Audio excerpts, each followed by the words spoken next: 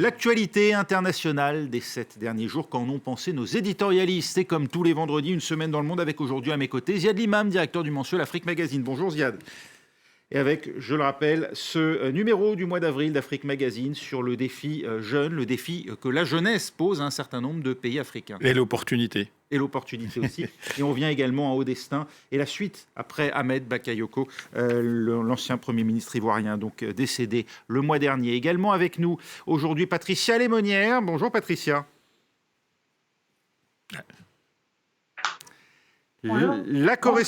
La correspondante de France 24 à Washington est avec nous. Sonia Dridi, bonjour.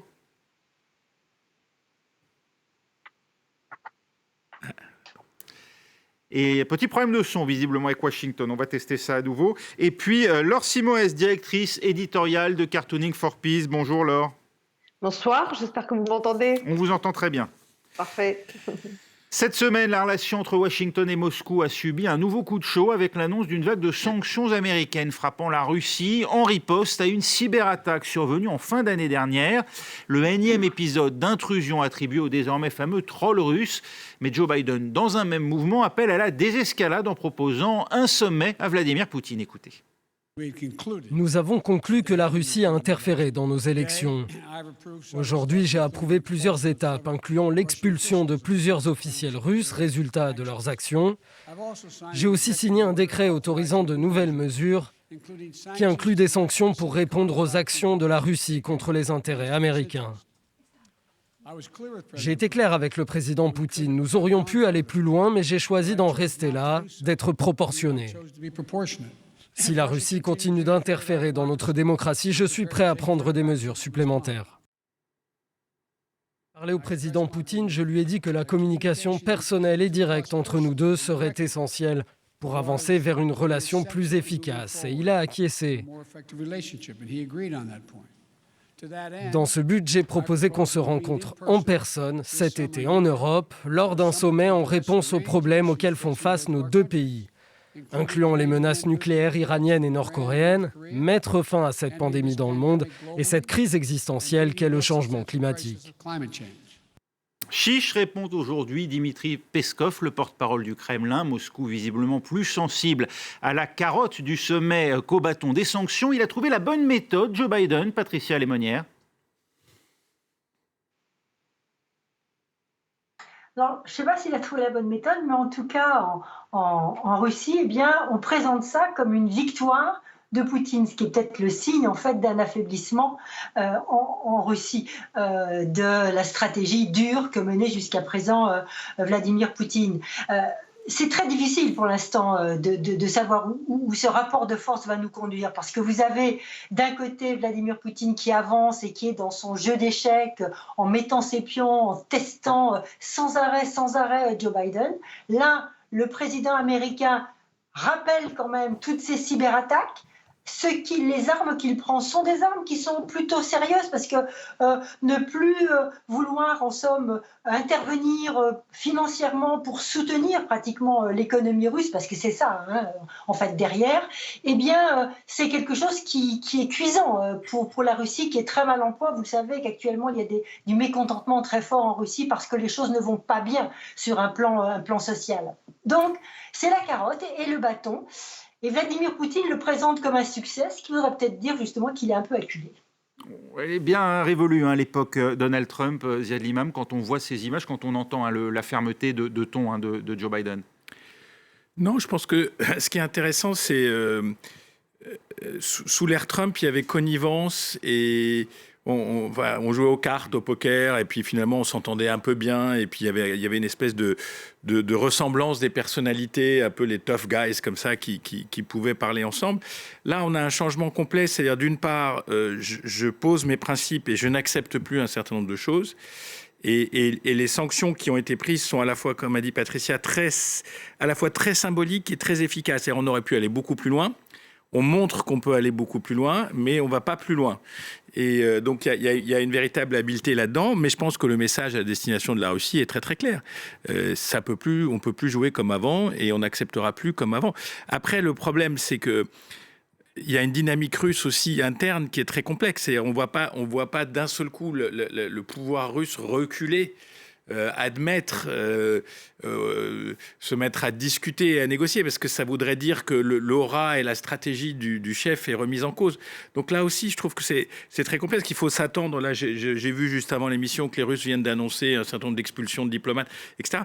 Donc il faut s'attendre à ce que ça se durcisse encore plus, sachant aussi qu'on a des zones de conflit très, très fortes en ce moment. L'Ukraine en particulier, qui est une autre, en dehors des attaques, cyberattaques, etc. L'Ukraine est une zone de conflit. Et puis, il y a toujours une chose qui me travaille sur ce dossier, c'est qu'il y a un différentiel de puissance qui est dingue entre les États-Unis et la Russie. Et en même temps, il y a cette espèce d'équilibre de la terreur, parce que les acteurs sont capables de jouer en sous-marin, alors qu'en réalité, entre les États-Unis et la Russie, c'est économiquement et même militairement, il y a un gouffre. Alors justement, Sonia Dridi, il a surpris d'abord Joe Biden, ceux qui voyaient en lui un président mou. Et jusqu'où peut-il aller maintenant dans ce bras de fer avec Vladimir Poutine ? Alors, tout d'abord, ces sanctions étaient attendues parce que depuis le début de sa présidence, il a dit qu'il réfléchissait justement aux moyens de sanctionner la Russie après cette cyberattaque donc de 2020 qui a notamment visé des agences fédérales et après les accusations d'ingérence de Moscou dans la campagne présidentielle de 2020.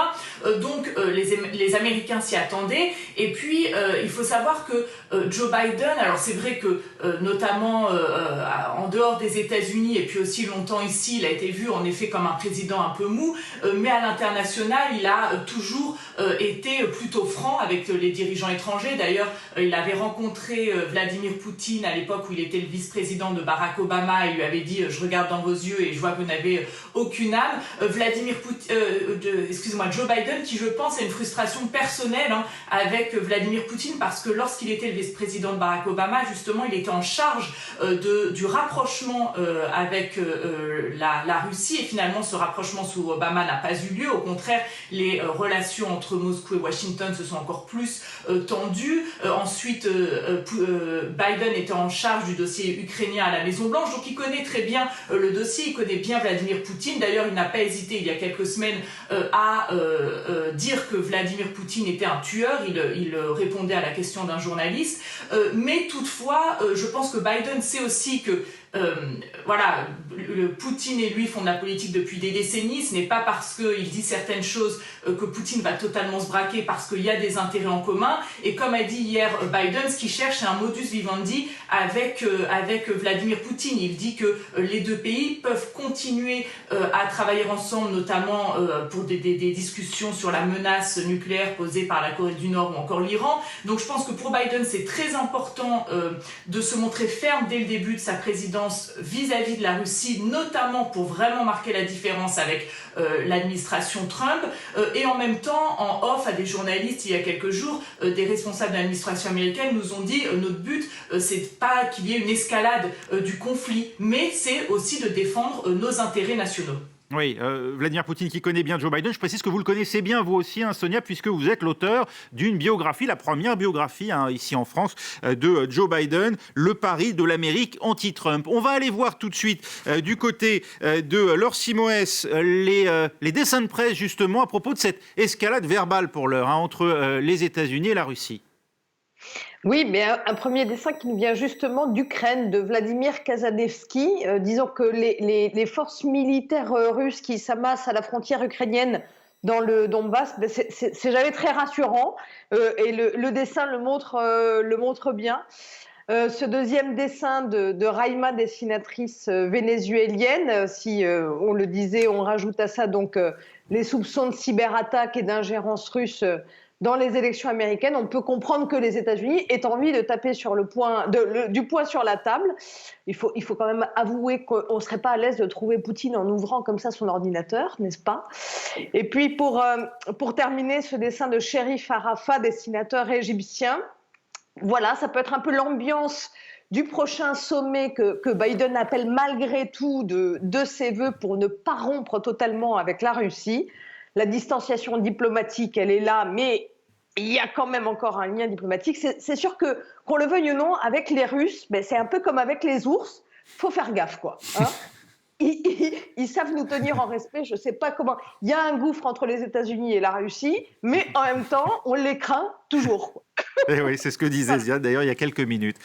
Cette semaine s'achève dans l'attente, et il faut bien le dire, un peu d'angoisse à Minneapolis. Les auditions dans le procès d'Derek Chauvin, du nom de ce policier accusé du meurtre de George Floyd, ont pris fin jeudi. Hier, donc, on redoute le verdict dans une ville mise en ébullition par la mort d'un autre Afro-Américain, Daunte Wright, lors d'une interpellation le week-end dernier. La policière a confondu son arme à feu avec un taser. On va revoir la scène.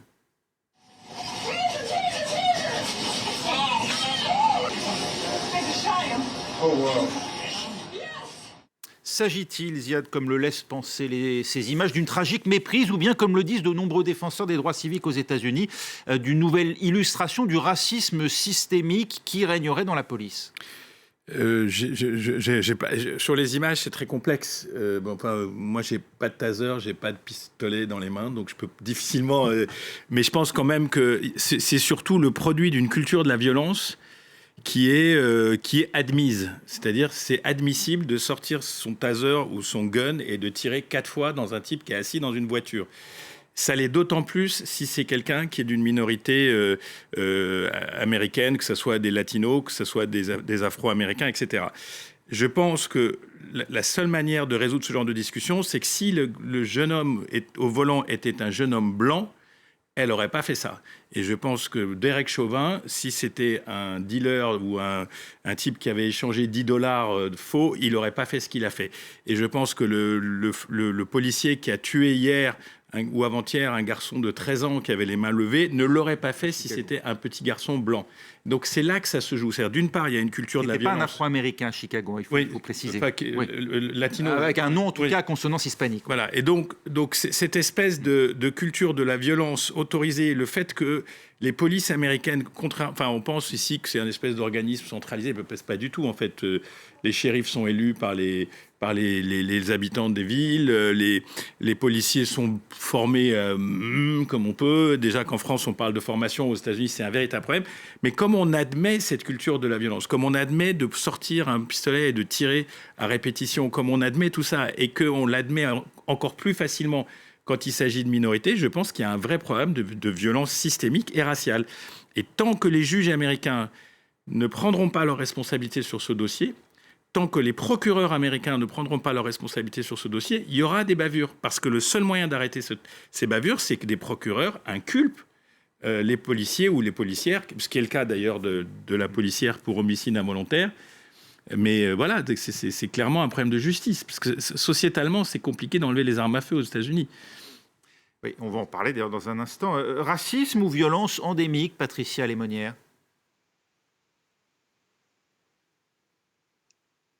Je crois que c'est un mélange des deux. Les États-Unis sont connus, j'en parlerai sûrement moins bien que votre correspondance, mais sont connus pour leur extrême violence, 40 000 morts par an, effectivement là-dessus, 50% de suicides, 1000 à 200, 1200 personnes tuées chaque année par les policiers, pour ne rappeler que quelques chiffres, donc un quart d'Afro-Américains, alors qu'ils ne représentent que 13% de la population, ça c'est pour les chiffres, mais ça dénote cette violence et ce racisme qui, on aurait cru qu'il pouvait se résoudre, que la situation allait évoluer, s'améliorer au fil des années. Il n'en est rien. On a l'impression que la société aujourd'hui, et surtout après l'ère Trump, est de plus en plus tendue entre deux camps, deux blocs qui veulent et qui poursuivent des buts différents. À la gauche du Parti démocrate, eh bien, on voudrait donner plus d'argent, en donner moins à la police pour que cet argent puisse aller justement dans ces quartiers défavorisés, alors qu'au contraire, dans le quartier républicain, on veut réarmer, plus former peut-être plus cette police. Donc c'est deux philosophies qui s'affrontent. Au milieu de tout ça, finalement, vous avez le président américain qui dit que c'est un fléau, que c'est une épidémie, qu'il faut que ça s'arrête. Mais pour l'instant, les tensions ne font que progresser. Et puis dans un tout autre registre, une fusillade a éclaté aussi dans un centre FedEx à Minneapolis cette semaine. Il y a eu 8 morts. Face à cela, Sonia Dridi, les incantations à une réglementation des armes à feu ont-elles des chances d'aboutir. Joe Biden lui-même a dit « Aucun amendement de la Constitution n'est absolu », en référence au deuxième amendement, celui qui permet précisément aux Américains de porter une arme. Est-ce que c'est un discours qui est entendable, qui peut éventuellement faire bouger la société, surtout les lignes politiques, parce qu'on le sait, il faut pour cela un vote au Congrès, ou bien est-ce que la société américaine est totalement figée, polarisée sur cette question ? Alors je pense qu'il y a qu'au fil des années, il y a de plus en plus d'Américains qui soutiennent un plus grand contrôle de la vente d'armes, mais je pense qu'effectivement avec le Congrès, où les démocrates finalement ont une très faible majorité, ça va être très compliqué pour Joe Biden de mettre en place des mesures significatives. C'est-à-dire que il y a peu de temps, il a fait ce discours dans lequel il a annoncé certaines restrictions, par exemple plus de contrôle pour la vente des ghost guns, donc les armes fantômes qui n'ont pas de numéro de série, mais les mesures qui vraiment pourraient changer réellement les choses dans le pays, comme par exemple l'interdiction des fusils d'assaut, ça va être très compliqué à faire passer parce que les démocrates ont une majorité très courte au Sénat, et en plus, même au sein des démocrates, certains, parce qu'ils craignent ensuite de perdre des élections, sont frileux à faire adopter une loi beaucoup plus ferme. Et encore une fois, Biden lui-même connaît bien le sujet parce que c'est lui qui a aidé à faire voter la loi de 1994 qui a interdit pendant 10 ans les fusils d'assaut aux États-Unis. Mais c'est vrai qu'à ce moment-là, certains démocrates d'ailleurs ont perdu des élections, et depuis, on sent une frilosité même dans le camp démocrate. Donc c'est très compliqué, et je pense, on vient de parler de Daunte Wright, que Biden va quand même être poussé de plus en plus par la gauche de la gauche du parti, par la gauche progressiste, à agir. Beaucoup veulent une réforme de la police parce qu'évidemment ce cas a beaucoup choqué. Et pour terminer, on parlait du racisme systémique aux États-Unis et de l'erreur de cette policière apparemment qui a confondu son taser et son gun, son arme. Aujourd'hui, il y a l'avocat de Daunte Wright, qui est le même avocat de George Floyd, qui a diffusé une vidéo qui est très récente, dans lequel on voit un homme blanc fuir la police. Il y a même un policier accroché à la voiture et il continue tout de même de conduire. Donc il échappe au contrôle de la police et personne ne lui a tiré dessus. Et donc là, aujourd'hui, les défenseurs des droits de l'homme disent, vous voyez, même si c'est inconscient, il y a vraiment une différence de traitement entre les Afro-Américains et les Blancs aux États-Unis par la police. Merci Sonia Dridi. On verra les dessins de presse dans un instant, juste après une courte pause de 2 minutes, et on se retrouve pour la suite d'une semaine dans le monde.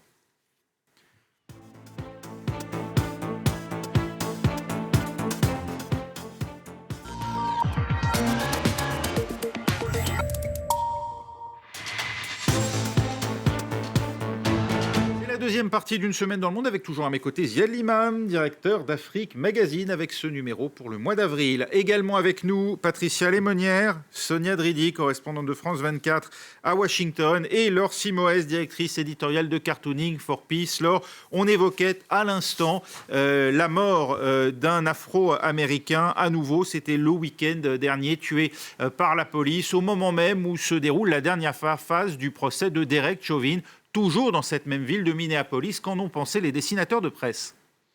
Oui, justement, un premier dessin qui nous vient des États-Unis, du grand dessinateur Cal pour Counterpoint. Accidentelles ou pas, ces bavures policières à répétition, elles entachent sérieusement le pays de la liberté. Donc, je traduis le dessin. L'Amérique est un phare pour le monde où les citoyens jouissent de liberté et de justice, se félicite la Statue de la Liberté. Juste avant d'être abattue par un policier qui se défend, elle brandissait une torche. Voilà, bon. C'est caustique, mais c'est fort. Et puis cet autre dessin du dessinateur italien Del Rosso, efficace. Trop de victimes au compteur du barillet. Si vous regardez bien, chaque balle du barillet est en fait un cercueil.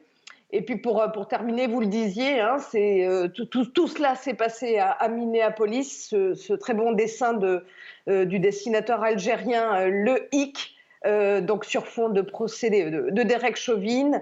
L'Amérique retient son souffle, le souffle qui a précisément manqué à George Floyd.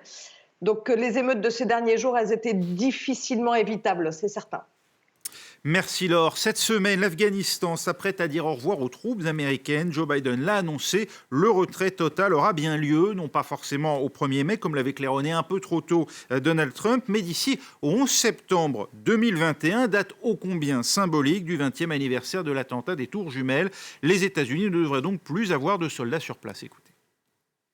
I've concluded that it's time to end America's longest war. J'en suis venu à la conclusion qu'il était temps de mettre fin à la plus longue guerre américaine. Il est temps que les troupes américaines rentrent chez elles. Les États-Unis commenceront leur retrait définitif le 1er mai de cette année. Nous ne nous précipiterons pas vers la sortie. Nous le ferons de manière responsable, délibérée et en toute sécurité. Et nous le ferons en totale coordination avec nos alliés et partenaires, qui ont maintenant plus de force en Afghanistan que nous. Les talibans doivent savoir que s'ils nous attaquent pendant que nous nous retirons, nous nous défendrons nous-mêmes et nos partenaires avec tous les moyens à notre disposition. Un retrait sans condition, Ziad Limam, qui sonne comme quoi, une défaite ? Un peu. C'est-à-dire, en tout cas pour les talibans, c'est clair et net, c'est une victoire. Ils contrôlent les 2 tiers du terrain. Ils ont tenu en joue la plus grande puissance du monde. Ils l'ont poussé à cette sortie. Ils ont résisté depuis 2001. Et en fait, dès la chute de Kaboul talibane, dès les mois qui ont suivi, c'était déjà, l'insurrection talibane était déjà là. Donc il y a clairement, c'est bien enrobé, hein, mais il y a clairement une défaite. Et puis il y a clairement un abandon en race campagne de ce qui reste de l'Afghanistan, j'allais dire américain, l'ex-américain. C'est-à-dire, on ne voit pas comment ce régime va pouvoir se défendre. Alors, il y a des négociations sur un principe de partage du pouvoir, etc. Mais on ne voit pas comment les talibans accepteraient un partage du pouvoir alors qu'ils ont toutes les cartes en main aujourd'hui. Alors, j'ai lu un article chez des confrères américains qui expliquait aussi que le mouvement avait un peu évolué sur certains points, qu'il avait envie d'un petit peu de respectabilité, qu'il ne voulait pas revenir à la espèce de période islamo-révolutionnaire, le monde entier contre eux, etc., avec les problèmes d'Al-Qaïda et tout ça. Donc il y a peut-être un petit changement de positionnement sur le fond et sur la forme et sur la communication, mais la réalité, c'est que la bataille est perdue. Et le deuxième point, c'est que l'Amérique, comme d'autres puissances comme la France, etc., ont perdu toutes ces guerres asymétriques. Finalement, le Vietnam, l'Afghanistan, le Vietnam pour la France, l'Algérie, etc. Les puissances ne peuvent pas gagner ces combats-là parce qu'ils ont affaire à une militarisation de terrain qui échappe à la puissance de leurs armes et à un travail sur le terrain. C'est-à-dire qu'entre un taliban qui va retourner un village et un soldat américain qui retourne un village, je veux dire, sur le plan des idées, c'est pas du tout la même histoire. Donc c'est vraiment une difficulté majeure pour ces grandes puissances d'imposer un ordre face à des pays, en particulier l'Afghanistan, qui en plus avait déjà vaincu l'ordre soviétique. Donc on a une culture de résistance assez forte. Mais je suis très inquiet pour l'avenir de ce pays, parce que pour les femmes, pour les sociétés civiles, pour les partis politiques, pour tous ceux qui avaient gagné un petit peu quand même dans cette période, dans l'existence, pour les enfants, les écoles, les filles. Est-ce que tout ça va résister à ce départ, à ce retrait, et puis tout le monde va se retirer? On a aussi des troupes, les Français, etc. Donc je ne sais pas, c'est très inquiétant. Les États-Unis qui perdent, nous dit Ziad Limam, une nouvelle guerre asymétrique. Sonia Dridi, parce qu'aussi peut-être la pression est trop forte chez eux à la maison pour un retrait des boys. Comment vit-on cette annonce côté américain ? Oui, tout à fait. Je pense que la décision de Biden est aussi basée sur le fait que cette guerre, la plus longue guerre des États-Unis, est de plus en plus impopulaire aux États-Unis. Elle l'est d'ailleurs depuis longtemps. Mais c'est aussi une décision personnelle de Biden qui, en fait, n'est pas une surprise parce que lui-même, lorsqu'il était vice-président de Barack Obama, il avait conseillé à Obama de ne pas écouter, je cite, les généraux et de ne pas envoyer davantage de soldats en Afghanistan. Finalement, Biden, lui, à l'époque, déjà conseillé d'avoir juste une force, une présence pour maintenir un certain ordre, mais vraiment de ne pas renvoyer des troupes. Finalement, Obama avait renvoyé des troupes. Et notamment, on parle beaucoup ici de ce moment lorsque Biden, en 2010, a dit à l'envoyé spécial en Afghanistan, Richard Holbrooke, on ne va pas envoyer nos jeunes hommes pour défendre les droits des femmes, ça ne marche pas comme ça. Donc ça fait longtemps en fait que Biden est convaincu que plus de présence américaine en Afghanistan ne va pas aider à faire en sorte qu'il y ait la paix, à mettre en place un gouvernement plus stable. Donc je pense qu'il y a une admission de son côté que finalement la victoire militaire des États-Unis, on était loin d'une victoire militaire des États-Unis, et que aussi pour les États-Unis, désormais, les menaces viennent d'ailleurs. D'ailleurs, il a dit dans son discours, il a parlé notamment de la Syrie ou alors du groupe El-Shebab.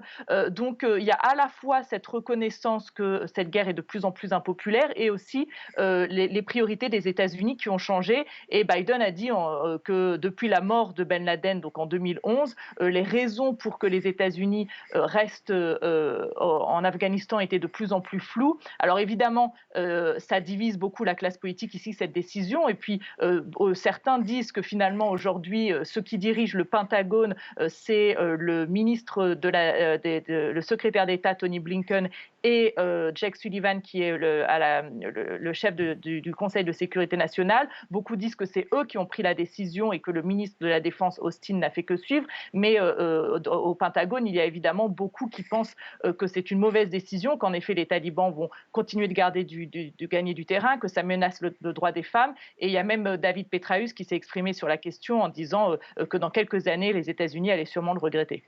C'est regrettable, Patricia Lémonière, ce retrait annoncé des Américains, d'après vous. Est-ce que ça va avoir des conséquences au-delà de l'Afghanistan ? Alors effectivement, il y aura d'abord des conséquences en Afghanistan, j'en suis certaine, parce que il n'y a pas que les talibans et le gouvernement qui sont face à face, mais aussi l'État islamique qui se regroupe dans le nord, qui se recompose, et qui envoie des hommes pour se former. Donc on peut très vite se retrouver devant une situation très chaotique. Et puis je crois aussi que c'est surtout un peu dans le feeling des démocrates. Les démocrates se retirent souvent de leur terrain. Ils n'aiment pas les aventures extérieures. Et on voit que même sur la Syrie, par exemple sur ce dossier syrien qui est si important, si cuisant, si proche de nous, l'administration américaine ne s'y intéresse pas. C'est secondaire. On sent que ce dossier, c'est totalement secondaire. Et ce retrait un peu américain de cette partie du monde pourrait satisfaire Moscou, c'est ce qu'on pourrait croire. Eh bien non, pas du tout, parce que finalement les Russes sont inquiets. Parce que qu'est-ce qui va se passer à leurs frontières? Si l'Afghanistan est trop affaibli, ne va-t-on pas vers une situation où les groupes islamiques radicaux afghans pénétreraient, et c'est déjà en partie, ça commence, pénétreraient tout le sud, finalement, les républiques du sud de la Russie. Et ça, Moscou n'en veut pas du tout. Donc, Moscou est satisfait par cette défaite entre guillemets américaine sur l'Afghanistan, mais en même temps est inquiet parce que ce retrait américain dans cette partie du monde, eh bien finalement ne le satisfait pas totalement. Vladimir Poutine. Une région du monde, Patricia Lémonière, où la France est aussi visée, alors non pas en Afghanistan, mais on l'a entendu ces derniers jours, au Pakistan, où là, du fait des caricatures, eh bien, des prédicateurs et même un parti politique appellent à s'en prendre aux intérêts français, à commencer par l'ambassadeur. Y a-t-il là aussi matière à craindre cette fois pour la France? Le Pakistan si influent en Afghanistan d'ailleurs, et je ferme la parenthèse. Vous savez, le Pakistan est un pays où il y a des activistes, des islamistes très durs. C'est peut-être là où l'on trouve les gens les plus durs, je trouve, au monde en particulier, sur les questions de femmes et les questions très sensibles de religion. Donc je crois que les autorités françaises ont tout à fait raison de dire à nos ressortissants qui sont là-bas, partez ou soyez discrets, parce que l'État pakistanais joue un jeu très particulier sur toutes ces questions dès qu'on traite de l'islam radical, et donc on attise un peu le feu pour mieux le calmer après, contrepartie. Ziad Limam. Juste une phrase, ce qui est assez très intéressant à regarder, c'est cette espèce de repositionnement de la diplomatie américaine, des intérêts stratégiques américains de la première puissance mondiale. On sent qu'il y a un désintérêt relatif sur le Moyen-Orient. On sent que l'Amérique latine se résume à un problème d'émigration et d'émigrés et de problèmes de ce type-là. Et on voit quand même que toute l'énergie se dirige vers l'Asie, vers la Chine, vers cette compétition qui s'organise. On a vu cette semaine le voyage des officiels américains à Taïwan. Ça a fait un espèce de scandale en Chine, etc. Et on sent quand même que voilà, c'est pour les États-Unis, les enjeux du futur, c'est la compétition avec l'Asie, c'est la compétition avec la Chine. Et les médias sous Barack Obama. Et les médias leur rappellent constamment cette donnée qu'ils sont en danger de perdre le leadership et donc ils tentent de reconstruire ce leadership. Laure Simoes, les dessinateurs de presse et ce retrait annoncé américain d'Afghanistan et également des forces de l'OTAN avec eux. Oui, mais un premier dessin d'Emad Hajjaj, grand dessinateur jordanien. Superbe dessin, je trouve, parce qu'il contracte en une seule image ces 20 ans de guerre des États-Unis en Afghanistan, de ses origines au retrait prochain des troupes. On voit tout de suite l'allusion au 11 septembre 2001 avec les tours du World Trade Center qui sont frappées par les avions d'Al-Qaïda. Ces tours, elles deviennent les boots on the ground qui s'enlisent sur ce terrain de guerre, qui deviennent elles-mêmes les prothèses de jambes de ces nouveaux vétérans. Je le trouve vraiment très bien vu. Un deuxième dessin du dessinateur suisse Hermann pour la Tribune de Genève. On connaît sa patte inspirée de Hergé, j'aime beaucoup son travail. Que se passera-t-il après le retrait des troupes américaines L'armée américaine quittera l'Afghanistan en septembre. On va rentrer à la maison, disent ces militaires. Et puis on voit ces petites filles à la sortie de l'école qui disent nous aussi. Et puis il y a le Taliban derrière qui guette. C'est sûr qu'avec les talibans, on est en droit de se soucier sérieusement de l'avenir et de la scolarisation de ces filles notamment. Et puis pour terminer, un dessin du grand dessinateur kényan Gado, un dessin aussi gonflé qu'intelligent, le selfie du départ. 20 ans à s'enliser dans le bourbier afghan contre les talibans, et au moment de partir, ils sont toujours là, et c'est même eux qui prennent la photo. Tout ça pour ça, et on voit que la Merloc, il n'a pas fière allure, il y a un côté un petit peu ridicule quand même avant de monter dans l'avion. Je trouve ce dessin savoureux. Merci. Alors cette semaine, enfin, le monde a vibré au gré des péripéties du programme nucléaire iranien. Épisode 1, le week-end dernier, Hassan Rouhani inaugure en grande pompe des cascades de centrifugeuses de nouvelle génération censées doter le pays et doper les capacités d'enrichissement du pays. Le lendemain, une panne électrique endommage une partie du parc de centrifugeuses dans la même base pourtant ultra sécurisée de Natanz. Téhéran dénonce une attaque informatique israélienne. Épisode 3, les négociations reprennent à Vienne avec des États-Unis bien décidés à faire revenir l'Iran dans l'accord nucléaire qu'ils avaient eux-mêmes quitté sous Donald Trump. Épisode 4, aujourd'hui même, l'Iran annonce avoir commencé à produire de l'uranium enrichi à 60% dans une nouvelle entorse à ses engagements pris devant la communauté internationale. Écoutez le président iranien Hassan Rouhani. Activer la centrifugeuse IR6 à Natanz aujourd'hui, ou enrichir l'uranium à hauteur de 60%, c'est notre réponse à votre malveillance. Ultime bravade, Patricia Lémonière, à quoi jouent les Iraniens ?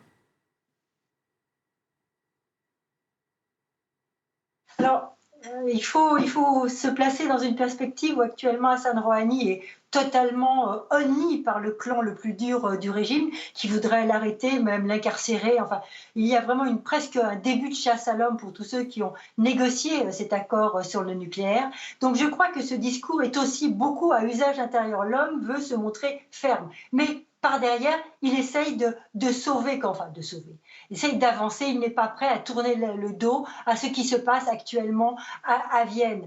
Mais il faut savoir qu'en Iran, vous avez ceux qui ont négocié finalement cet accord qui était, je dirais plutôt contre la prolifération nucléaire au Proche-Orient. C'est comme ça en tout cas qu'ils le voyaient. Et puis on a le guide suprême. Le guide suprême, lui, il n'est pas très intéressé par tout ça finalement, parce que son peuple soit asphyxié par des sanctions, c'est pas un problème, il sait très bien calmer toutes les révoltes. Alors, il n'a pas très envie d'un accord à tout prix. Donc il laisse pour l'instant Rouhani se débrouiller, et Rouhani ne pouvait pas faire autre chose, lui, par rapport au clan des Durs, que de faire monter un peu plus les enchères.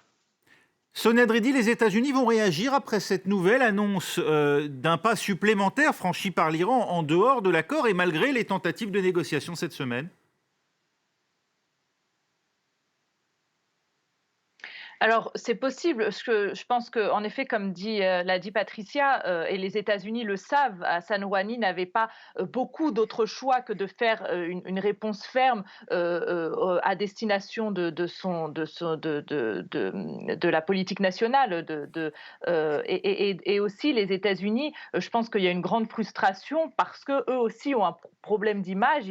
L'administration Biden a très envie de rejoindre l'accord sur le nucléaire avec l'Iran. C'était une des grandes promesses de campagne de Biden. Dans l'administration Biden, il y a beaucoup de gens qui ont négocié cet accord sous Obama, que ce soit l'émissaire américain qui est en ce moment à Vienne, Rob Malley, ou alors Jack Sullivan, donc, qui est à la tête du Conseil de sécurité nationale. Mais en même temps, avec la pression des républicains, les États-Unis ne peuvent pas rentrer dans l'accord si les conditions ne sont pas bonnes. Et là, avec la pression qu'est en train de mettre l'Iran, c'est vrai que c'est compliqué. Beaucoup d'experts disent évidemment qu'il y a les élections en plus en Iran qui arrivent en juin, et donc qui vont compliquer les choses. Et donc plus le temps passe, plus la possibilité d'arriver à ce que les négociations aboutissent, c'est vrai, semble un peu compliquée. Donc, ce qui est sûr, c'est que les États-Unis, encore une fois, veulent rejoindre cet accord, mais ils ont été très clairs depuis le début. L'administration Biden va lever les sanctions, mais les sanctions qui ont un lien avec le JCPOA et pas les autres sanctions. Et l'Iran demande une levée de toutes les sanctions. Donc là, on est vraiment aujourd'hui dans une impasse. Ziad Limam, les États-Unis en sont réduits à courir derrière l'Iran après les années Trump, où c'était plutôt l'inverse? À la nuance près que la stratégie de Trump, en fait, a généré exactement l'inverse de ce qui était prévu. C'est-à-dire, même sous sanctions dures, les Iraniens ont continué à développer leur programme nucléaire et ont montré qu'ils étaient capables assez rapidement de basculer vers une option militaire. Et donc, c'était l'impasse de la stratégie numéro 1. La stratégie numéro 2, c'est aussi l'impasse, puisqu'on voit bien qu'on augmente le prix constamment. Et qu'en fait, pour les États-Unis et leurs alliés américains, européens, russes, etc., le problème, c'est d'empêcher la nucléarisation militaire de l'Iran. Donc les Iraniens jouent avec ça. Donc c'est très compliqué. Là où ça devient vraiment, à mon avis, dangereux, c'est le jeu à 3 bandes avec Israël. Parce que les Israéliens, eux, n'ont pas spécialement envie de négocier. Leur objectif est très clair, c'est de couper absolument toute possibilité, y compris sur le plan militaire, peut-être des attaques informatiques. Peut-être ont-ils envoyé des agents en Iran pour tuer X ou Y personnes. Donc on voit bien que ce conflit-là, lui, pourrait déborder rapidement. Enfin, il pourrait y avoir ces fameuses étincelles qu'on ne maîtrise pas et qui peuvent apporter un conflit général ou semi-général dans la région. Parce que pour les Israéliens et pour les Iraniens, là, on est vraiment dans quelque chose d'essentiel. Laure Simoes, les dessins de presse à propos de ce programme nucléaire iranien. Oui, un dessin de Kishka, dessinateur israélien. Ziad parlait d'étincelles, on les voit dans le dessin. On n'est pas rendu avec cette histoire. Il résume bien le tableau, Kishka. On venait se réjouir tout juste du retour annoncé des États-Unis dans l'accord iranien, que la tension monte d'un cran entre Téhéran et Jérusalem, qui n'est pas très favorable à cet accord, faut-il le rappeler. Et puis pour terminer aussi, cet autre dessin de Cal, dessinateur américain, pour The Economist.